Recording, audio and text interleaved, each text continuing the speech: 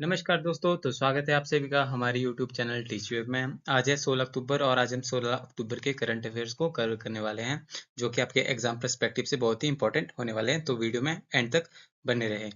Video शुरू करने से पहले अगर आपने हमारे चैनल को अभी तक सब्सक्राइब नहीं किया तो जाके सब्सक्राइब कर लें और बेल आइकन को प्रेस कर लें ताकि हमारी आने वाली अपडेट आप तक सबसे पहले पहुंचे। तो आइए शुरू करते हैं बिना किसी देरी के।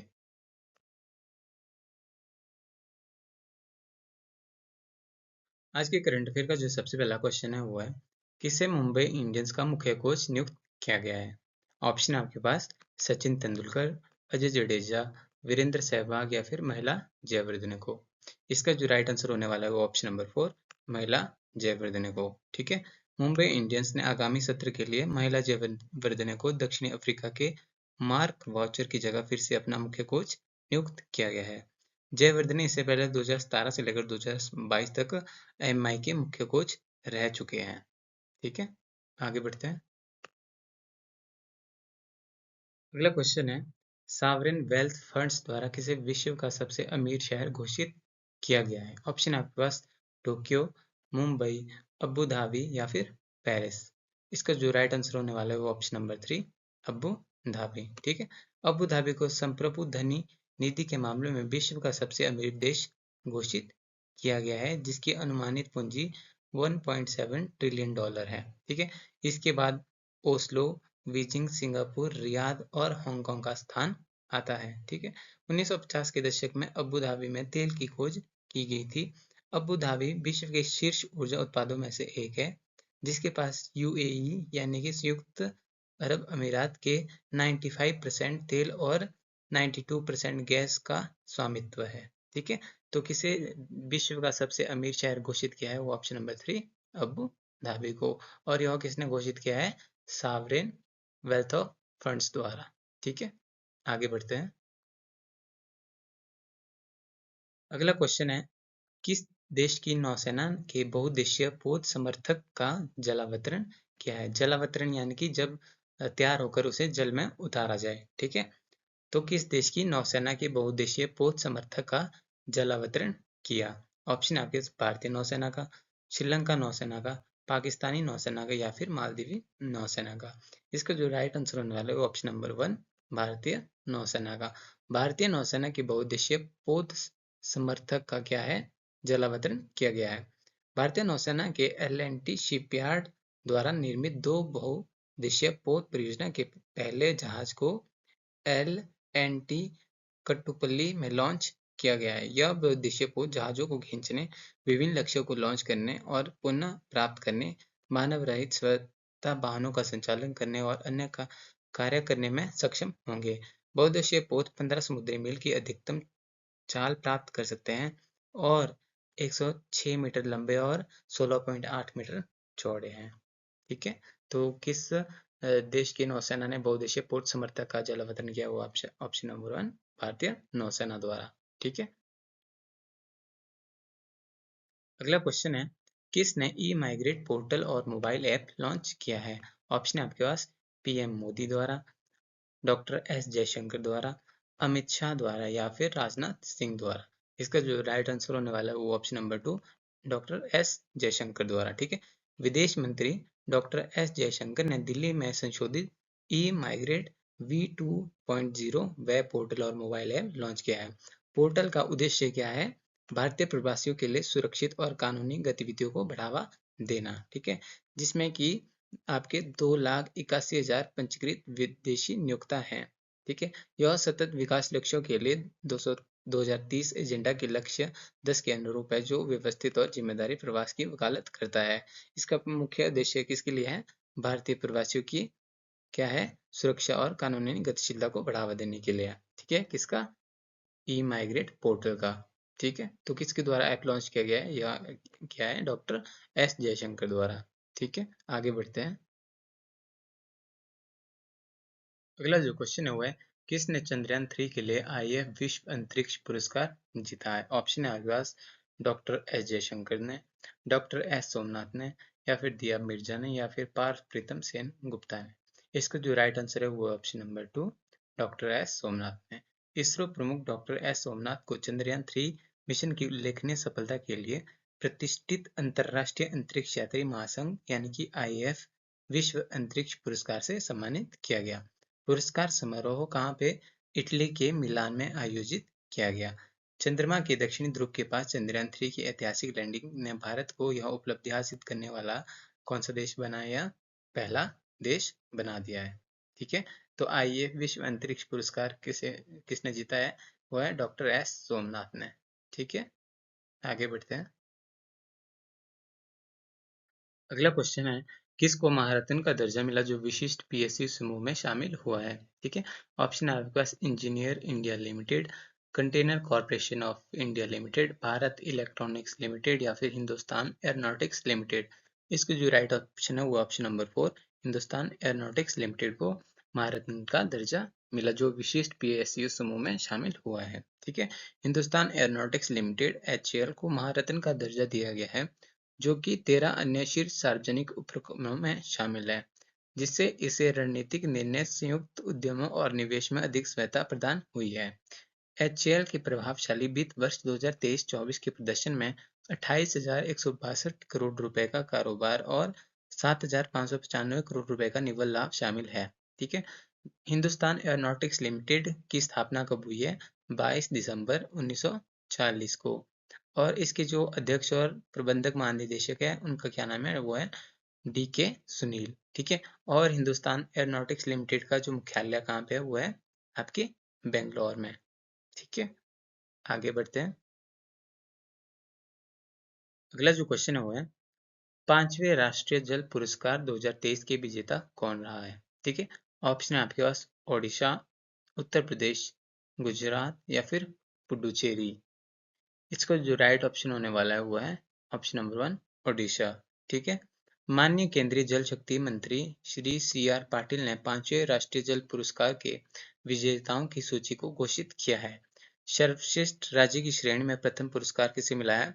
ओडिशा को, जबकि उत्तर प्रदेश ने दूसरा स्थान हासिल किया है और गुजरात और पुडुचेरी ने संयुक्त रूप से तीसरा स्थान हासिल किया है। ठीक है, 5वें राष्ट्रीय जल पुरस्कार 2023 के लिए 9 विभिन्न श्रेणियों को कवर करने वाले कुल कितने 38 विजेताओं का चयन किया गया है। ठीक है, तो 5वें राष्ट्रीय जल पुरस्कार 2023 के विजेता कौन रहे हैं? वो है आपका ओडिशा, और दूसरा स्थान किसे मिला है? उत्तर प्रदेश को, और तीसरा स्थान किसे मिला है? गुजरात और पुडुचेरी को। ठीक है, आगे बढ़ते हैं। अगला क्वेश्चन है, भारतीय तटरक्षक बल का नया प्रमुख किसे नियुक्त किया गया है? ऑप्शन आपके पास S Parmish, admiral Dinesh Kumar Tripathi, R Harikumar, Madhavendra Singh को। ठीक है, इसका जो राइट ऑप्शन होने वाला है वो ऑप्शन नंबर 1 S परमेश को। ठीक है, केंद्र ने अतिरिक्त महानिदेशक S परमेश को भारतीय तटरक्षक बल का नया प्रमुख नियुक्त किया है। पूर्व महानिदेशक राकेश पाल के निधन के बाद परमेश यह पद संभालेंगे। ठीक है, 3 दशकों से अधिक की सेवा के साथ परमेश ने कई प्रमुख पदों पर कार्य किया है, जिसमें उप महानिदेशक, संचालन और तटीय सुरक्षा और प्रमुख ICG जहाजों की कमान भी संभाली है। इन्हें किस पुरस्कार से सम्मानित किया गया है?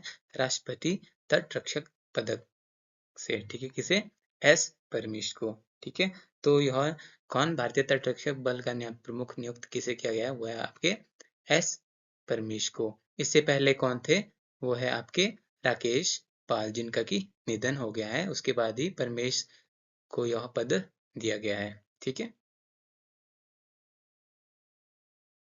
अगला क्वेश्चन है, सितंबर 2024 के लिए ICC player of the month किसे चुना गया है? ठीक है, ऑप्शन है आपके पास विराट कोहली को, कामिंडू मेंडिस को, रोहित शर्मा को या फिर बाबर आजम को। इसको जो राइट आंसर होने वाला है वो ऑप्शन नंबर 2 कामिंडू मेंडिस को। श्रीलंका के कामिंडू मेंडिस को सितंबर के लिए ICC men's player of the month का खिताब दिया गया है। ठीक है, मेंडिस इतिहास के पहले पुरुष खिलाड़ी बन गए हैं। ठीक है, जिन्होंने अपने टेस्ट करियर के लिए पहले 8 मैचों में से प्रत्येक में अर्धशतक बनाए हैं। ठीक है, और women player of the month का पुरस्कार किसे दिया गया है? वो है आपके इंग्लैंड टेमी ब्यूमेंट को। ठीक है, जिसे सितंबर के लिए अंतरराष्ट्रीय क्रिकेट परिषद women's player of the month का पुरस्कार दिया गया है। उन्होंने इंग्लैंड के लिए 121 वनडे, 104 T20 और 9 टेस्ट मैच खेले हैं। ठीक है, तो ICC men's player of the month किसे चुना गया? हुआ आपके कामेंडू मेंडिस को। और ICC women player of the month किसे चुना गया है? टेमी ब्यूमेंट को। ठीक है, कौन से मंथ के? सितंबर मंथ के। ठीक है, आगे बढ़ते हैं। अगला क्वेश्चन है, भारत ने किस देश से अपने उच्चायुक्त और राजनयिकों को वापस बुलाया है? ठीक है, ऑप्शन आपके पास पाकिस्तान, कनाडा, चीन या फिर बांग्लादेश। इसका जो राइट आंसर होने वाला है वो ऑप्शन नंबर 2 कनाडा से। ठीक है, भारत ने कनाडा से अपने उच्चायुक्त और अन्य वरिष्ठ राजनयिकों को वापस बुलाने का निर्णय किया है, क्योंकि कनाडा ने भारतीय राजनयिक पर जून 2023 में खालिस्तानी समर्थक समर्थक हरदीप सिंह निज्जर की हत्या से जुड़े आरोप लगाए हैं। ठीक है, भारत सरकार ने 6 कनाडाई राजनयिकों को निष्कासित करने का भी निर्णय किया है। कनाडा के जो प्रधानमंत्री है वो कौन है? Justin Trudeau. और राजधानी क्या है कनाडा की? वो है ओटावा। ठीक है, तो भारत ने कनाडा से अपने उच्चायुक्त और राजनयिकों को वापस बुला लिया है। ठीक है, और उसी के साथ भारत सरकार ने 6 कनाडाई राजनयिकों को निष्कासित करने का भी निर्णय किया है। ठीक है, अगला जो क्वेश्चन है वो है, विश्व दूरसंचार मानकीकरण सभा का उद्घाटन किसने किया है? ऑप्शन है आपके पास पीएम मोदी ने, एस जयशंकर ने, अमित शाह ने या फिर राजनाथ सिंह ने। इसका जो राइट आंसर होने वाला है वो ऑप्शन नंबर 1 प्रधानमंत्री मोदी ने। ठीक है, प्रधानमंत्री मोदी ने 2024 के लिए VTSA यानी कि विश्व दूरसंचार मानकीकरण और 8वें इंडिया मोबाइल कांग्रेस का उद्घाटन किया है, जिसमें कि डिजिटल कनेक्टिविटी में भारत के नेतृत्व पर जोर दिया गया है। ठीक है, VTSA यानी कि विश्व दूरसंचार मानकीकरण वैश्विक दूरसंचार मानकों पर ध्यान केंद्रित करता है, जबकि IMSC यानी कि इंडिया मोबाइल कांग्रेस ने 5G, 6G, AI और IoT में नवाचारों को प्रदर्शित करता है। 950 मिलियन इंटरनेट उपयोगकर्ता को कम डेटा लागत के साथ भारत दूरसंचार में वैश्विक नेता बन गया है। ठीक है, आगे बढ़ते हैं। अगला क्वेश्चन है, राष्ट्रीय औषधि मूल्य निर्धारण प्राधिकरण यानी कि NPPA ने कितनी अनुसूचित दवाओं की अधिकतम कीमतों में 50% की वृद्धि की है? ऑप्शन आपके पास 7, 8, 9, 10। इसका जो राइट आंसर होने वाला है वो ऑप्शन नंबर 2 8। ठीक है, राष्ट्रीय औषधि मूल्य निर्धारण प्राधिकरण ने 8 अनुसूचित दवाओं की अधिकतम कीमतों में 50% की वृद्धि की है। ठीक है, राष्ट्रीय औषधि मूल्य निर्धारण प्राधिकरण ने 8 अनुसूचित दवाओं की अधिकतम कीमतों में 50% की कीमतें की है। ये दवाएं कौन कौन सी है? ये दवाएं अस्थमा, तपेदिक, ग्लूकोमा और थैलीसीमिया जैसे रोगों के इलाज के लिए आवश्यक है। मूल्य संशोधन में सक्रिय दवा सामग्री और उत्पादन की बढ़ी हुई लागत को शामिल किया गया है। ठीक है, तो NPPA ने कितनी अनुसूचित दवाओं की अधिकतम कीमतों में 50% की वृद्धि की है? वो है 8 अनुसूचित दवाओं की। ठीक है, आगे बढ़ते हैं।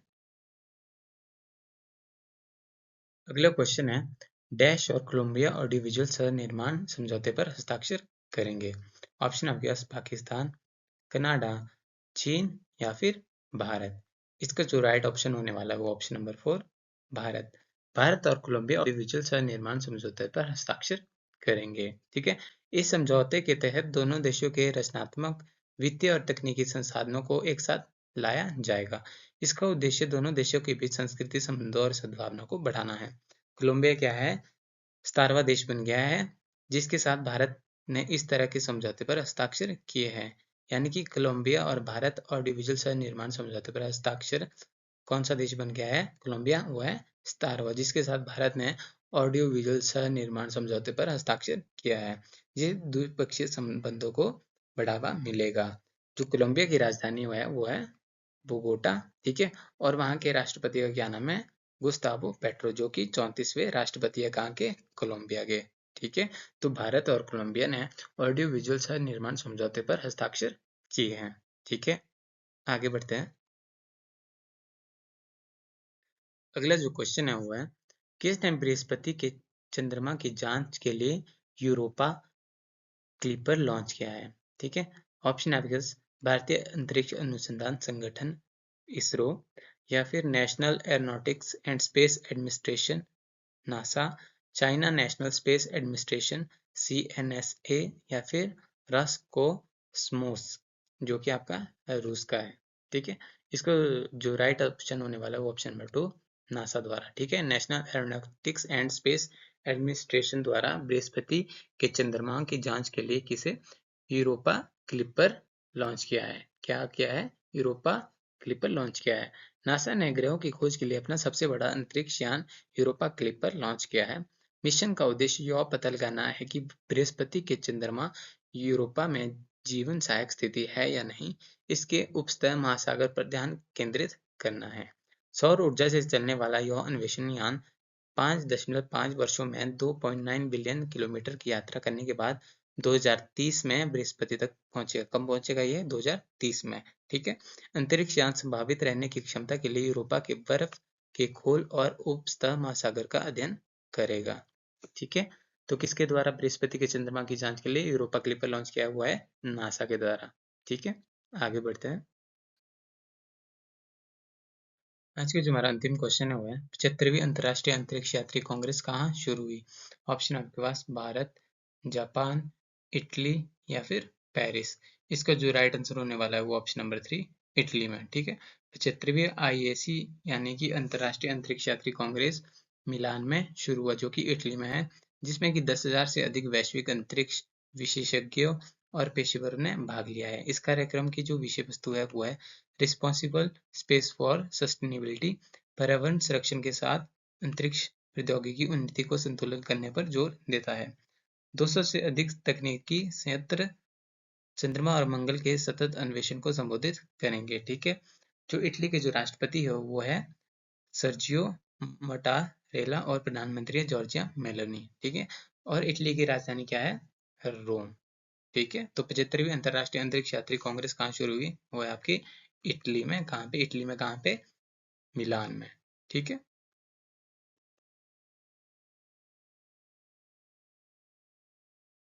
तो दोस्तों ये थे आज के कुछ मुख्य करंट अफेयर जो कि आपके एग्जाम पर्सपेक्टिव से बहुत ही इंपॉर्टेंट है, जो कि आपके आने वाले एग्जाम में पूछे जा सकते हैं। अगर आपको वीडियो अच्छी लगी हो तो वीडियो को लाइक करें और चैनल को सब्सक्राइब करें। तो आज का करंट अफेयर सेशन यहीं पे समाप्त होता है। मिलते हैं नेक्स्ट वीडियो में, तब तक के लिए धन्यवाद। जय हिंद, जय भारत।